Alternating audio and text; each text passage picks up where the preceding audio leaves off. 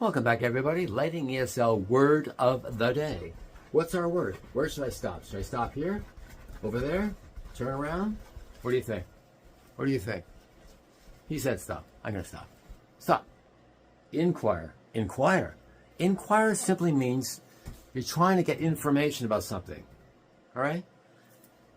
For example, let's say you're interested in taking this course or that course in school, but you need information. You can go online on your computer and ask for information and send search, or you physically can go to the school and ask, I'm interested in this. In other words, you're asking for information about something. You make an inquiry. You inquire about this, inquire about that. You're not sure about the information.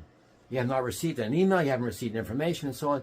You're seeking information or ideas. So it's called, I'm inquiring. I'm making an inquiry about this or that. Inquire about that, inquire about that.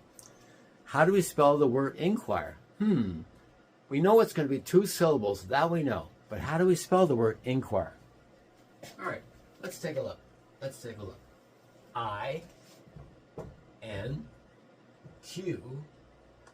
Q always has a U after it. Always, always, always. Inquire. I make an inquiry about this. I'd like to inquire about that.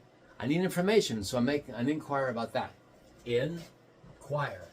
Inquire. Choir like singing, right? Choir. But it's spelled totally different. Choir. Inquire. I'm forcing myself to find out information, so me are going inside the volume of information to find out something. Inquire. How much does that cost? How do I drive this? How does this feel? How does that feel?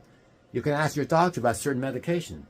I'm making an inquiry, all right? I'm inquiring about information for that medication, that prescription. That's what the word inquire means. You're seeking information. Inquire. 2 main syllables. Notice I-N-Q-U-I-R-E.